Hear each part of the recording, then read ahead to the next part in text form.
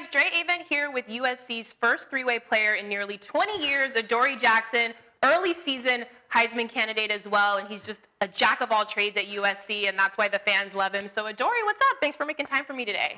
Thanks for having me. All right, cool. Well, you've obviously been able to do a lot in all three phases of the game. What's the key mentally to being able to thrive in all those areas? Just staying focused and determined, no matter what you're doing, and just knowing that whatever position you're going to play, you know, people are going to probably say this and that. But No doubt. if you're having fun and enjoying it, that's all you can really control and care about. You're not really put on this earth to make other people happy or satisfy them. See? And just I've been saying that too. Yeah, so that's pretty much what my parents tell me. And they say whatever I do, I can be successful at. And just to keep out there doing what I'm doing. No doubt. Well, I know you're focused on cornerback and then return and then receiver. So as far as just the secondary, what are your goals this season as far as coverage-wise and just lockdown? For me, just to get better as a whole player, focus on my eyes and doing technique right 9 out of the 10 times and not doing it right in 5 minutes throughout the first quarter. So going out through the whole fourth quarter of the game or course of the game, just getting better. And that's what I've been working out a lot with Coach Drew. Yep. Just trying to get better and make sure that everything is in repetition so that when I get on the field, it's second nature to me and I'm not doing it good for the first quarter. Like I said, I'm doing it good for all 4 quarters. Right, so it's all about just building up and getting better as the quarters go along. It's very good. Well, I know that it was trending on the internet, your backflips. We got to talk about that. Who started that? I know it was a little competition in practice, and how did that all transpire? What went down on that? So the first one, when I did off the wall, it was Deontay's guy named on a team named Deontay Burnett. He was on Snapchat and he added me and was like, he added you on site like that at practice? No, on Snapchat. He added me and was like, you up next, and they sent it to me. So I did it, and then I just posted the video. But he started it first. Okay. He's one of the guys who's like unbelievable at flipping as well.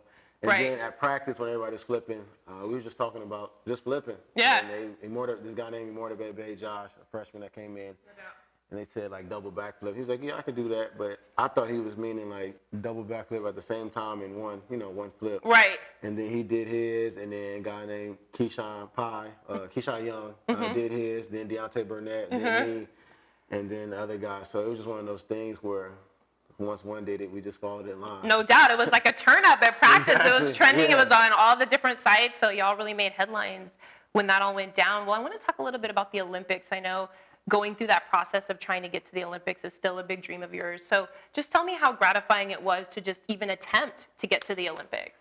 It meant a lot. You know, you hear a lot of people say, don't disrespect the league, as in whatever sports you're saying. A lot of people say, oh, I can go play in the NBA, I can play in the NFL. A lot of people think they can run track, and it was just one of those experiences where I was actually with the best of the best and pro athletes. And a lot of the times, being a college athlete, you don't get to go play and compete against them. You may work out against them, but it's not the same going out there and competing. So just see those guys, how hungry they were, and it's what they have to do to feed their family. So it was all business. They was having fun, but it was serious out there. Like, I would be on the football field, and it gives you a different aspect on life and track and field, because a lot of people think it's easy and all fun and games, but it's not the case. No doubt. Maybe you should do gymnastics. You have some skills, you know? Maybe that's like the hidden talent. Maybe 220, go for gymnastics. See what happens. I tweeted the Olympic team, and hopefully they see my tweets so I can get on the gymnastics, because see, that's what I'm talking about. I tried to get on there this year, but I guess the roster filled. That's okay. You got time. Right. You got time. You've got plenty of time. 4 more years. Let's make it happen. Well, Clay Helton coming into his first full season as head coach. What's the biggest way that his particular coaching style has helped your development so far? Because it's a different vibe with him at the helm now.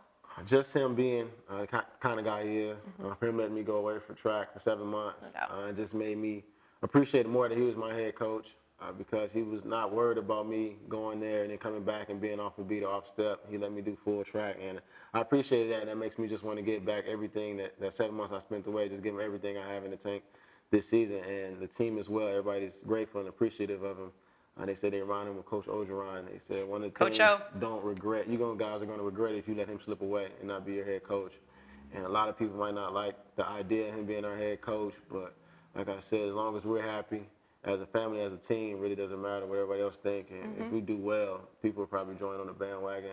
No doubt. As we know, that's how it goes down. That's how the world works. So no doubt. They're going to hate them for right now, and then we do well, and they're going to start loving them. No doubt. Well, it's all about what you guys think. You guys are going to battle for them every week on Saturdays coming up. So still much more to come with Adoree Jackson. We've got a part 2. You guys know how I like to do it. The 3-minute play with DA, rapid fire questions, personality-based, showing personality of your favorite players, and also there's a lot of good work that Drew Pearson, who's also working out with Adoree here, has done for his career and what he's trying to do. So we're going to talk about the impact that he's had on his development and just everything that he's trying to do overall. A lot of college football fans and football fans in general know Drew Pearson. So we're going to talk about that. So keep a lookout for part 2. DA, Adoree Jackson, let's go.